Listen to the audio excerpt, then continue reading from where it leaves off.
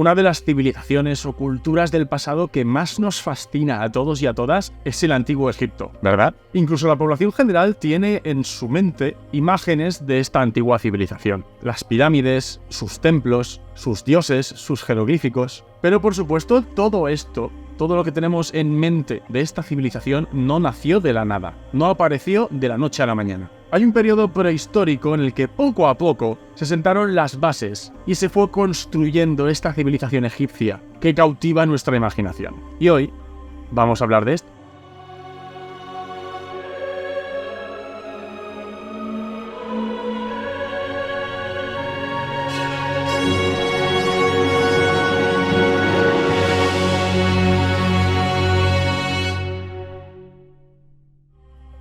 Hablar de la prehistoria y de los orígenes de Egipto es hablar del Egipto prehistórico y predinástico, un periodo que abarca desde los primeros asentamientos en el Valle del Nilo hasta justo antes del inicio del periodo dinástico, alrededor del año 3100 antes de nuestra era, cuando empezaría el periodo dinástico temprano con el primer faraón, Narmer para algunos egiptólogos, Hor-Aja para otros, o que también podría tratarse de Menes, uno de los nombres usados para uno de estos primeros monarcas. Pero nos vamos a situar justo antes del Egipto dinástico. De hecho, vamos a irnos a los orígenes mismos. Y es que asociamos las excavaciones en el Valle del Nilo y en esta zona de Egipto con el descubrimiento de estas pirámides, de estos templos, de enterramientos, todo relacionado con este Egipto esplendoroso que cautiva nuestra imaginación. Pero también tienen lugar excavaciones que, digamos, que llegan más hondo, llegan más atrás en el tiempo. Así es como, por ejemplo, se han descubierto herramientas de piedra de los albores de la humanidad de los que estaban allí en Egipto.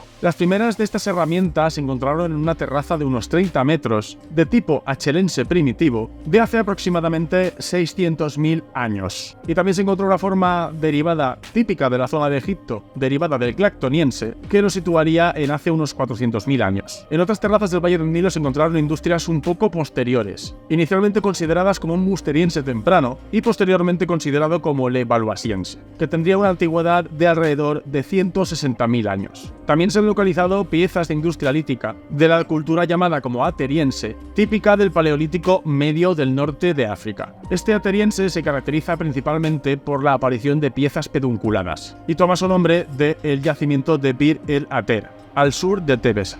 Junto a estas piezas aparecen también algunas herramientas bifaciales, así como abundantes lascas y núcleos Levallois. La industria lítica de tipo facuniana, que se encuentra también en el Alto Egipto, propone que la población en el Pleistoceno superior ya sería bastante homogénea, y el estudio de material esquelético de humanos de estas edades mostraban que estaban dentro del rango de variación que también se observa en otros yacimientos, como Wadi Halfa, Jebel Sahaba y Konmondo. Algunas de las estructuras más antiguas encontradas en Egipto fueron descubiertas por el equipo del arqueólogo Waldemar Mielewski a lo largo de la frontera sur cerca de Wadi Halfa y con una datación aproximada de hace 100.000 años. Estas estructuras constan de depresiones ovaladas de unos 30 centímetros de profundidad y de 1 a 2 metros de ancho, muchas de ellas revestidas con losas planas de arenisca que servirían como anillos de tiendas, posiblemente sosteniendo un refugio construido a partir de ramas o de pieles. Se trataría de una vivienda fácil de construir, que no sería difícil montar y desmontar, que permitirían a los cazadores-recolectores tener un recurso de habitación fácil de armar y de desmontar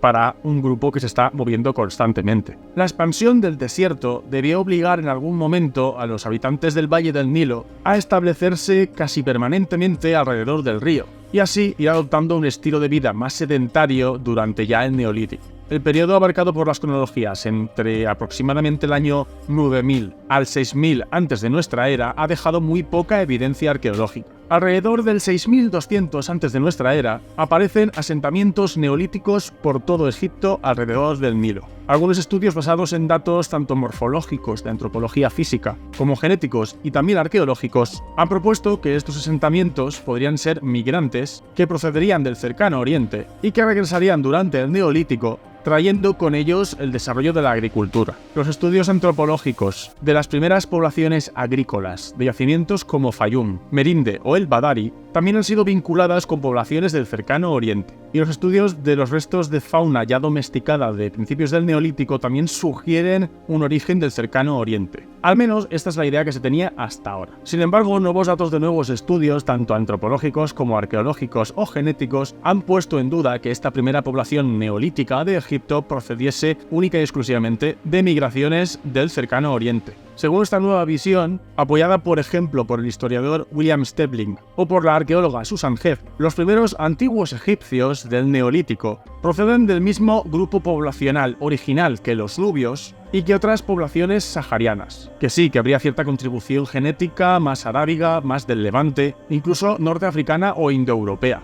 que también se fueron estableciendo en Egipto durante esta época y su larga historia. El Egipto predinástico se define tradicionalmente como el periodo que abarca desde la última parte del periodo neolítico, alrededor del 6200 antes de nuestra era, hasta el final del periodo de Nakaba III, alrededor del 3000 antes de nuestra era. Estas fechas del periodo predinástico se definieron hace mucho tiempo y desde entonces han continuado realizándose excavaciones e investigaciones extensas a lo largo y ancho de Egipto, de manera que hallazgos más recientes sugieren un desarrollo predinástico en realidad muy gradual, que ha llevado a poner en duda cuándo realmente empezaría o terminaría este periodo, llegando a utilizar términos como periodo protodinástico o dinastía cero para hablar de estas cronologías, sobre todo las de finales de este predinástico. Este periodo predinástico egipcio se divide tradicionalmente en eras culturales, cada una nombrada según un lugar donde se descubrió por primera vez cierto tipo de asentamiento.